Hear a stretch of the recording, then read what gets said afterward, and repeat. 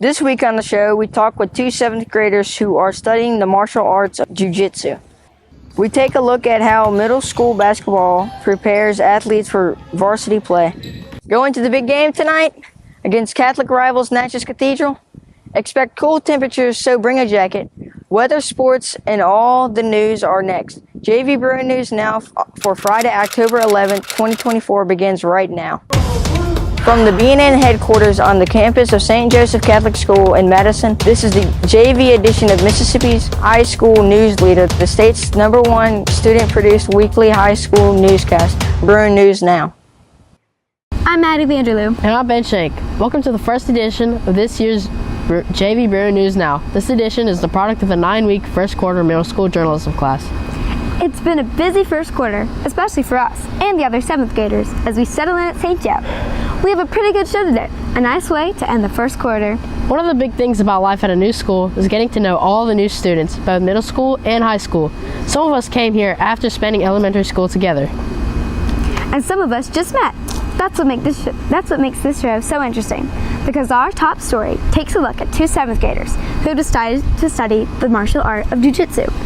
Some of you may know about karate and judo. Jiu-jitsu is similar in a way. Well, we'll let JVBNN's Maddie Riza tell you all about it. 7th and 8th graders at St. Joe are involved in just about anything you can think of. Softball, volleyball, band, and art, just to name a few. 7th graders Natalia Rojas and Molly Morris are involved in something a little different, jiu-jitsu. Natalia Rojas plays volleyball and basketball for St. Joe, and Molly Morris plays volleyball. The girls wanted to try something different. They thought that learning jiu-jitsu would be a good option. Not only to give them something practical and fun to learn, jiu-jitsu would allow them to learn a new way to protect themselves. They have been doing jiu-jitsu for almost a year and a half now. I've always wanted to do a martial art, and jiu-jitsu seemed like the one for me. It makes me happy that if I get in trouble or someone else does, I'll be able to defend myself and others. The girls start their lesson with warm-ups such as running, stretching, and exercising. Their teacher then demonstrates the jiu-jitsu move of the day. The students then break into pairs to practice. In this one of them plays the bully, and the other is the targeted person trying to defend herself. After they try the move, they swap roles. I get to learn how to fight, defend myself, get confidence, and build up strength. At St. Joe, Natalia and Molly Morris are good students involved in several activities and sports. Their teachers and friends are as impressed with them as their jiu-jitsu instructor. Natalia and Molly are very good students in that they always come in with a smile every day. They're always on top and they're very creative. Jiu-jitsu is just one normal activity for them. It makes them more confident because, I just feel like if they practice all these moves and they just have more confidence in themselves. Their confidence skill has been through the roof. Jiu-jitsu has a rich history in the martial arts. It requires determination, dedication, and practice, things that come easy for Natalia Rojas and Molly Morris. For JV Bruin News Now, I'm Maddie Riza. And now back to Maddie Vanderloo and Benjamin Shank. Thanks, Maddie. Great story. Jiu-jitsu looks pretty interesting. I wish I had more time to try new things. I have just way too much work, and that's not enough time on my hands. Well, you won't need to be busy this weekend. You know why? We're off on Monday, October 14th for Columbus Day and Indigenous Peoples Day. That holiday gives everyone a nice 3-day weekend. It's also a great way to mark the end of the first academic quarter here at the Joe.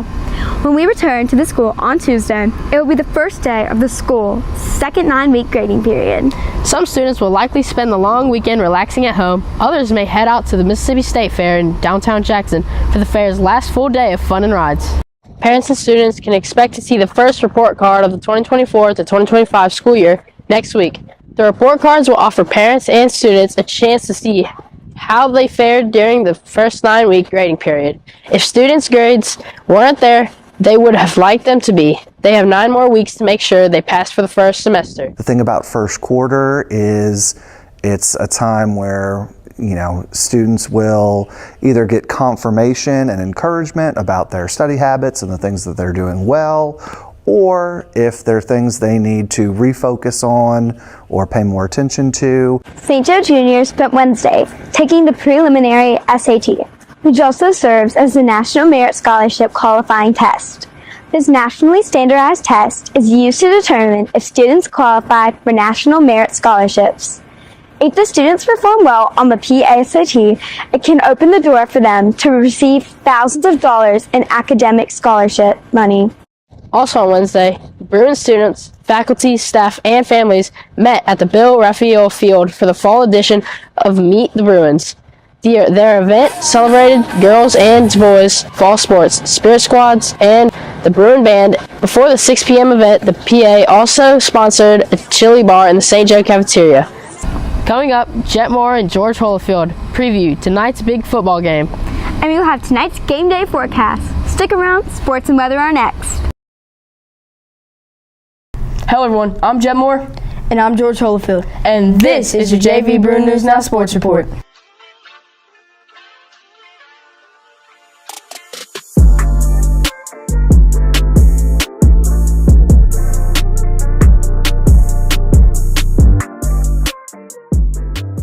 Fall sports continue to wind down with swim ended, softball, volleyball, and girls soccer coming to a close. Meanwhile, Bruins varsity football is still going strong tonight. The Bruins return to action at Bill Raphael Field in the first of the final 2 home games of the year. Tonight, it's Catholic rival Natchez Cathedral. The Green Wave head to Madison for a rematch against the Bruins. If you remember, St. Joe traveled to Natchez last year where the Bruins left a 34-12 win. Look for a packed crowd tonight as the Bruins have a pink out game to show support helping Hope Lodge and Jackson in the fight against cancer. If the weather holds out, we should have a great crowd. If you can't make tonight's big game in person, you can follow all of the action live right here on the Bruin News Now YouTube channel. Connor Odom, the voice of the Bruins, and co-host Davis Hammond will bring you all of the action. Kickoff for tonight's game will start at 7 p.m. with the coverage starting at 6:45 p.m. If you aren't able to watch the YouTube video feed, you can still listen to our audio feed on our YouTube channel. Speaking of football, the JV football team, the training ground for varsity, has had an interesting year under the leadership of Coach Reed Collins. Collins is a St. Joe alumnus who served as quarterback when he was a student athlete. It was a transition at first, but after going through college athletics and learning a new style of coaching, going from high school athlete to college athlete, you learn a new style of coaching. And being able to come back and implement it here has been great. The JV team played at home against Jackson Academy last week. They have one more game left, a home contest against Presbyterian Christian School set for Thursday, October 17th. So we just got to play to our strengths and know where our strength points are and attack those and exploit other teams' weaknesses. Control the game clock is the biggest thing as well. And, just get the mindset that we can win any game we play, and we got to build the culture here. Volleyball closed out the regular season on Tuesday with a match at PCS. Volleyball, softball, and girls soccer all made it to the playoffs. Volleyball playoffs begin next week. Meanwhile, cross country traveled to the Natchez on Monday for the Natchez Cathedral Invitational. The Natchez meet is one of the final warm-up for the big event. The MAI state meet is set for Choctaw Hills on Monday, October 28th. Coach Beeman said that she has high hopes for the Bruins. And we're really excited to see some great races at the end of this month. We'll have one more race, and then we have our state cross-country meet on the 28th of October, so come out and show some support. These are tenacious runners. They've been fighting through challenges and overcoming things like injuries and all kinds of things, and so they've really persevered this season, and I'm super proud of them.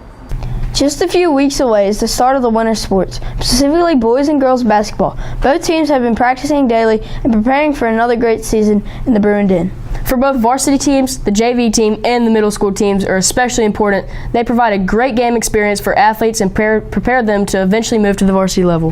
JV BNN's Grace Barber takes a closer look at the importance of the middle school teams.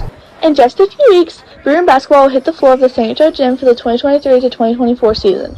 And for the JV and middle school teams, both boys and girls this year could be pivotal. Why? Because both are a great way to prepare student athletes for the rigors of varsity play. We're running a lot and we're shooting. We're learning together as we talk and we tell each other where to go and what to do. I think we'll be doing good as long as we keep practicing, putting the work in, and keep talking. The goal for many of them is to earn a spot playing varsity ball at St. Joe and helping lead the boys and girls teams to a state championship. But first things first, students spend the first couple of years at St. Joe learning the ins and outs of the sport and perfecting their skills to contribute at the next level. Students have a lot to learn before they hit the big time. Well, I think so far they've got a lot of ability. Of course, with that age, it's going to depend a lot on how much work they put in and how much they improve over the next 9 months. But I think with the effort they're showing so far, I expect that improvement to really come over the course of the year, and I'm really impressed with how hard they are working. Sometimes an athlete is so strong on the court that coaches believe they can compete with varsity. That happened with Chastity Kern. It's competitive, and I like to play competitive sports because it's helping me achieve what I need to work on. The girls are showing lots of progress and potential for their season that begins later this month. I'm Grace Barber for JV Bruin News Now. Thanks, Grace. Well, that's it for Bruin Sports this week. Join us again next week when the regular edition of the Bruin News Now Sports Report returns. I'm Jet Moore. And I'm George Holyfield. So long, everybody.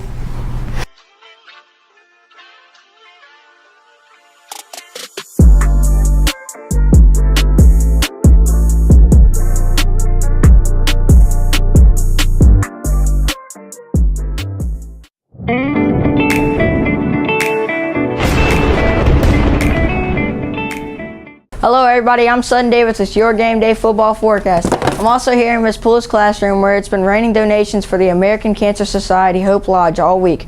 But it won't be raining tonight at St. Joe's big football game where St. Joe hosts Natchez Cathedral. If you're heading to the game, expect clear skies and a cool night with game time temps in the mid to low 70s. Tonight's great weather will come after a daytime high of 85 and will be followed by an overnight low of a chilly 55. Tonight's sunset is at 6:33 p.m. I'm Haley Hall. Yes, it will be a cool night tonight, just like this pink dress I'm wearing, and the pink t-shirts a lot of folks will be wearing tonight at the Pink Out football game. For the rest of the weekend, look for pretty much the same. Sunny skies both days, daytime highs Saturday and Sunday near 88, and an overnight low on Saturday of 58 and on Sunday of 61. Nice weather, crisp, clear, and cool. 2 great days grilling out with the family. On our Monday holiday, you can either hang out at home or catch the final day of the Mississippi State Fair in downtown Jackson. It's our last chance to visit the exhibits, eat some great fair food, and ride the rides. If you go, look for sunny skies with a high of 84 and an overnight low of 51. With such great weather, remember to take along sunscreen to avoid getting burned. On my behalf of Sutton and myself, have a great weekend.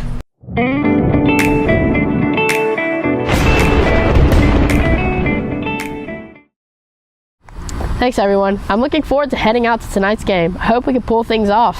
Maybe I'll make it tonight. Before we go, just a quick reminder that St. Joe will be closed Monday for Columbus Day and Indigenous Peoples Day. We'll be back in session at 8 a.m. Tuesday. And stick around after we sign off for the first edition of this year's Humans of St. Joseph. A quick look at some of the interesting people who make up the St. Joe campus JV B&N's James Dukes put together this edition. And remember to like, comment, share, and subscribe to the B&N's YouTube channel, where you will find this and an archive of all student-produced programming. I'm Maddie Vanderloo. And I'm Benjamin Shank. The regular edition of Bruin News Now returns here 1 week from today. Until then, that's all, folks.